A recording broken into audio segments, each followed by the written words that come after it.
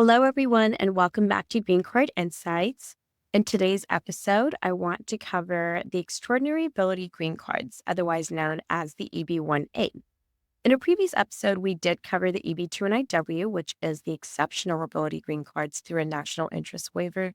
And now, in today's segment, we're going to cover the Extraordinary Ability Green Card, which is reserved typically for individuals that demonstrate extraordinary ability through certain criteria. Now, a question that I get quite often from our clients as well as prospective leads is how to meet this criteria. And I think this is what we'll be focusing on in today's segment. So we'll be going over the criteria that USCIS stipulates, and then we will dissect for each of the criteria what particular forms of evidence would be acceptable by USCIS. I'll try and go over some of the trends that we're seeing with recent USCIS adjudications related to the EB1, so that you can get a better idea of how to prepare your I-140 case and how you can work with a legal team such as ours to submit such a case for your own EB1A case, if you do qualify. So to pull up that criteria, I'll go ahead and share my screen, and I'll make sure to read along as I am going through the criteria. So as I mentioned before, we'll be covering the Extraordinary Ability Green Card. And as you can see here on USCIS's webpage, for this green card, you must be able to demonstrate extraordinary ability in the sciences, arts, education, business, or athletics through a sustained national or international claim. Sustained national or international claim is an important and very key fact I want to really highlight as well, just because when we do go over the criteria, and as you can see here on the right side, it says you must meet at least 3 of the 10 criteria below, right? And in most cases, clients and prospective leads, they do meet 3 and more of the criteria that USCIS lists here. However, recently we've been starting to see this greater focus on sustained national or international claim, such that even if an individual does meet 3 of the necessary criteria for the EB1A, there are cases where USCIS can deny an EB1A case if they find that overall this individual does not have sustained national or international acclaim. So we'll get to that in just a second when we cover all 10 of the criteria that USCIS stipulates for the EB1A. Starting with the very first one, this is evidence of receipt of lesser nationally or internationally recognized prizes or awards for excellence. Now, in the past, we've had a bit of difficulty with this criteria, just because for any awards that are submitted, we do have to submit quite a bit of evidence to demonstrate their action on a national or international level. So what that means is sometimes, we'll have individuals come to us with their student awards, for example, so fellowships and grants that they've gotten for their PhD, but those awards typically do not qualify for this criteria for the EB1A. So if you watch the EB2NIW episode, and if you haven't, you should definitely watch it, you'll see that the criteria or the burden of proof that's required for this criteria for the EB2NIW is different in the sense that sometimes USCIS does accept certain fellowships, for example, those awarded by R1 doctoral universities or R2 doctoral universities. They do, accept fellowships from those universities as evidence of these awards.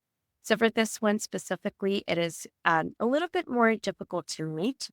However, if you are the recipient of a nationally or internationally recognized prize or award, what we would try and submit is evidence of the geographic scope of that award, the criteria for the award, the details about the applicant pool for the award, and any other information that we can get on how you were selected and why you were selected for that award.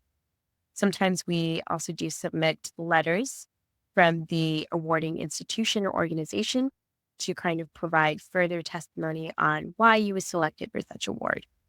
Although sometimes we might reserve that for the RFB stage if we do receive a request for evidence on that specific criteria.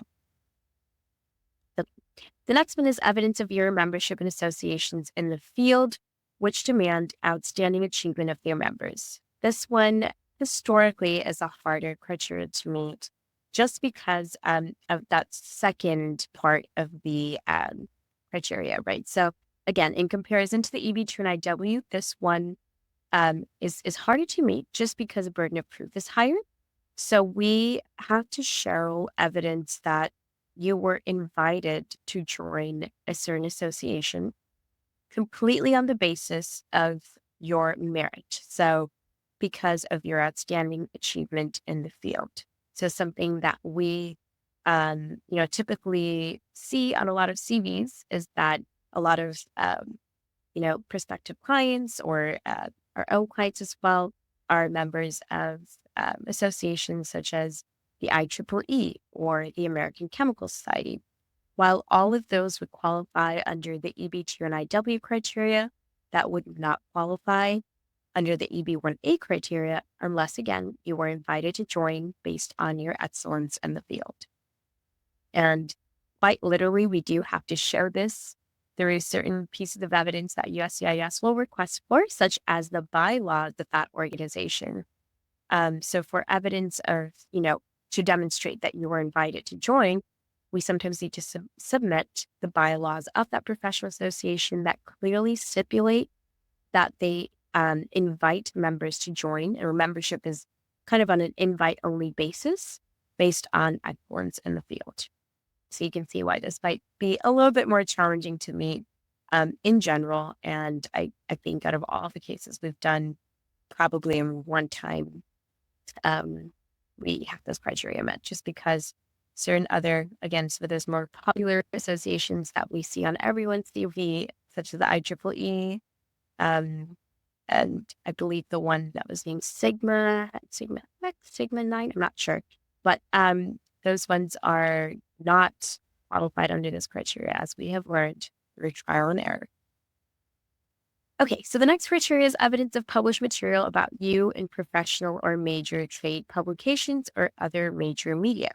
This is a criteria that is increasingly becoming easier to meet for certain individuals. And so for this criteria, we do have to establish, let me start over actually. If you have ever been featured in major media, whether it's online, whether it's in print, so newspapers, senior magazines, that may qualify you for this criteria. However, again, with the EB1A criteria, there are very specific requirements that we do have to meet when submitting evidence for this criteria as well. So let's say you were published in an article online, say the Rolling Stones.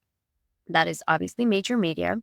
We would have to submit, but we would have to submit evidence of that. So we would have to submit evidence of the publications of that media's circulation. So we would have to obtain audience and traffic reports, which we can do fairly easily.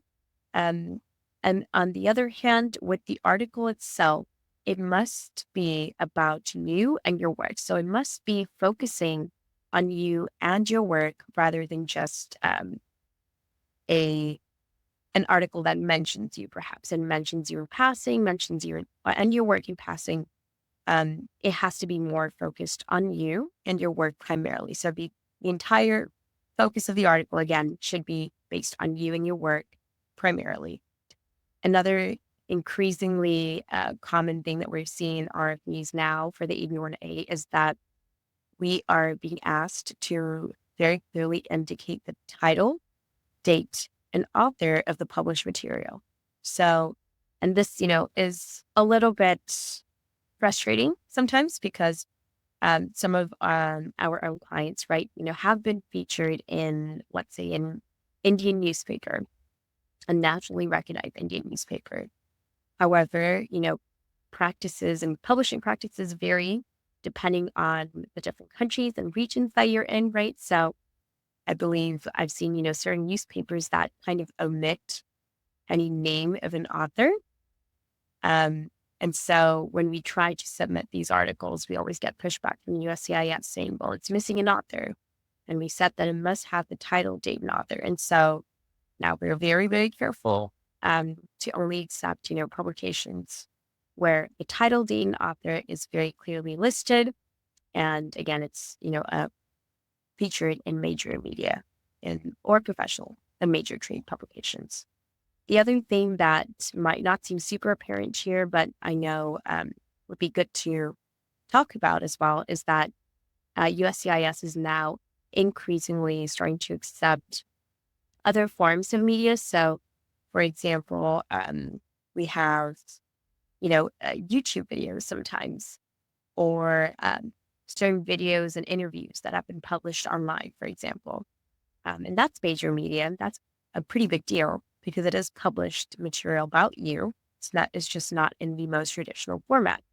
But USCIS has been more flexible with this in the recent past, and that's been great, that they've recognized that media is evolving. And so what they do ask for in this case, and what we must make sure to include, is a transcript. So if you are submitting evidence of your published material in video format, what we would recommend is definitely including like a screenshot of the video as well as a transcript of the video, so that, again, USCIS is able to then determine that the video is in fact about you and your work in the field, and that you are the primary focus. Okay, moving on to the fourth criteria, evidence that you've been asked to judge the work of others, either individually or on a panel. So for this criteria, pretty straightforward, and it is fairly easy to meet, but we do have to show evidence that you've judged or evaluated the work of others. So if you're in research or academia, this could look like peer review that you've completed, any other review in the field that you may have completed for, research purposes, for example, as well as, projects. If you have reviewed the work of others, that would qualify for this criteria. So, for example, if you've served as well as the reviewer of a certain journal or the editor of a certain journal, that will qualify you for that criteria.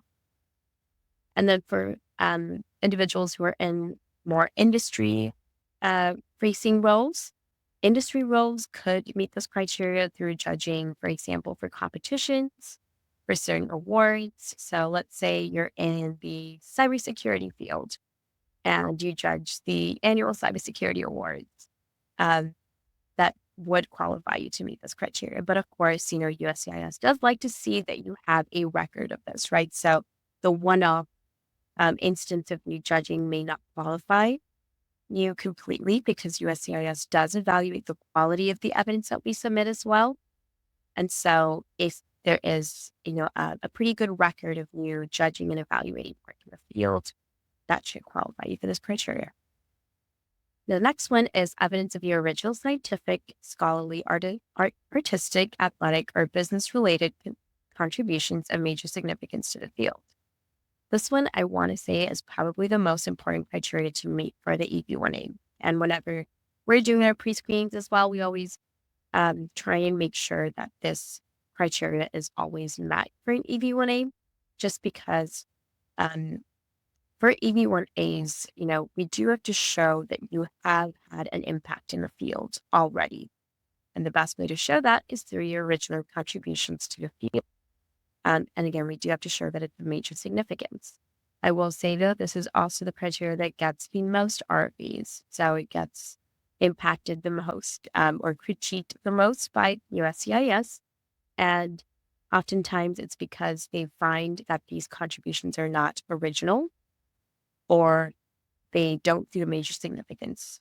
And so a lot of work has to go into crafting very strong letters of recommendation and obtaining other documentation to, one, demonstrate the originality of your contributions, and making sure that we show how these research methods, for example, are novel or pioneering in the field.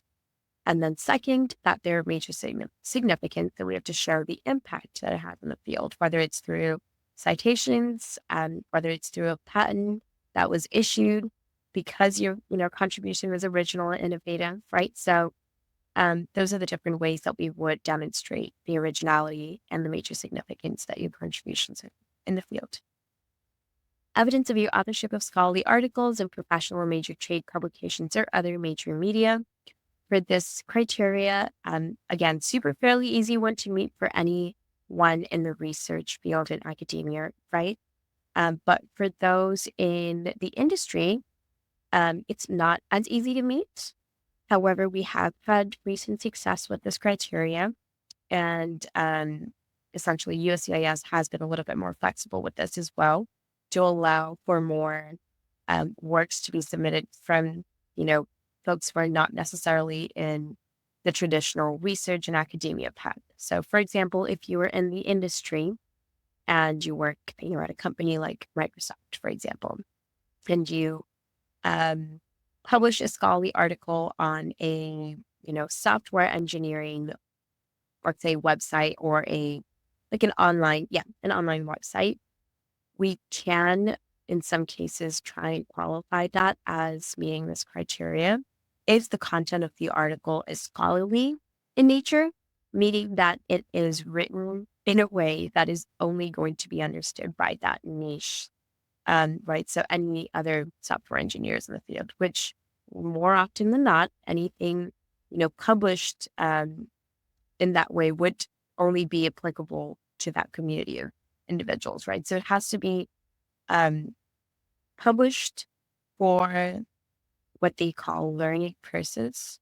Um, and it has to be scholarly in nature, which means that the articles do have to be about, let's say, again, going back to that example of someone from Microsoft publishing an article, it would have to be highly technical in nature, right? So not understandable to the naked eye, like myself, I would say, because I'm not an expert in software engineering. So they are becoming a little bit more flexible and accepting, other pieces of evidence that are not as traditional as a scholarly article that's published in a journal. But typically, if you are a researcher or academia, this is super, super easy criteria for you to meet. Evidence that your work has been displayed at an artistic exhibition or showcase. This is very much related to any of the artists who are submitting, or, individuals who are related to the arts field. So filmmakers as well, sound editors. We've had a few of those of kinds. And so if your work has ever been displayed at an artistic exhibition or showcase, and we're able to demonstrate, that it was in fact showcased, so whether it's through posters or playbills, then we are, able to meet that criteria. Evidence of your performance of a leading or critical role in distinguished organizations. This one is a pretty good criteria to meet as well. It tends to be a little easier to meet just because the evidence that's required is easier to craft as well. So to meet this criteria, this is actually the only criteria where USCIS fully stipulates that letters are enough to qualify an individual for this criteria. So what that means is, in order to qualify for this criteria, what we focus on is obtaining a letter from your employer, who can very extensively and in great detail describe your performance in a leading or critical role for the organization. And again, we have to also establish the organization as being distinguished. So we have to provide information about the organization itself, any of their achievements in the field, and that's about it for that criteria. So kind of easy to meet as well. Evidence that you command a high salary or other significantly high remuneration in relation to others in the field. So if you do, have a high salary in relation to your peers, and if you believe that you do have a high salary in relation to your peers, you may qualify for this criteria. But of course, a lot of research needs to be done into just where you might stand, right, on that pay scale. And the most helpful resource for this is definitely the Bureau of Labor Statistics, so BLS. If you log in and you search up your occupation, you're able to see, and you have to make sure to enter as well your specific zip code, because the zip code will give you the zip code for your work site, because that will give further insight into the wages for that specific zip code, which is what would need to be submitted to USCIS. And if you fall, in the top 10% of that scale, that you may qualify for this criteria as well. although we are increasingly getting a lot of pushback from the USCIS with this criteria. It's a bit frustrating, but whenever whenever we try different forms of evidence, we just um, get critique from USCIS. We take that we take that in note. It does add to experience, obviously, and that's why it's very much recommended that, anyone applying for an EB1A especially, apply through a law firm that has experience with EB1A cases, especially one that's similar to yours, just because there's quite a bit of evidence and proof that needs to be assembled for these petitions. They are very extensive. And by the time we put, all of our documentation together, it's about this thick. It looks like a patent filing. That's what Attorney Hadley likes to call it. So yeah, there's quite a bit of documentation that goes into it, which is why our professional experience and help is so necessary for this specific green card. And the last one here, actually, the last criteria seeing that we didn't cover, evidence of your commercial successes in the performing arts. So again, if you're more on the performance side or an extraordinary artist, that is something that would apply to you. So that about covers all of the criteria for the EB1A. As I mentioned earlier, it is very, very important to consult with professionals just for this specific green card especially. Just because, all of the criteria, while it's very black and white on USCIS's website, there's a lot of nuances to it. So, we've had plenty of experience with requests for evidence. They're not a surprise to us, and they're not scary to us anymore at all. While some of our clients might be, scared receiving requests for evidence, it's very, very normal in today's climate, I would say. And so through requests for evidence, though, we're able to learn, I would say, more of the inner workings of USCIS. And so we're able to learn what forms of evidence are accepted and what forms of evidence are not as accepted.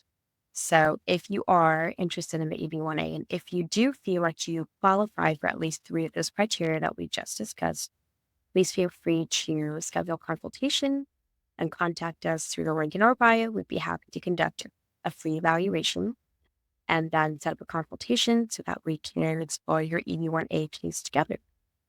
Thank you so much for listening, and see you next time. Bye-bye.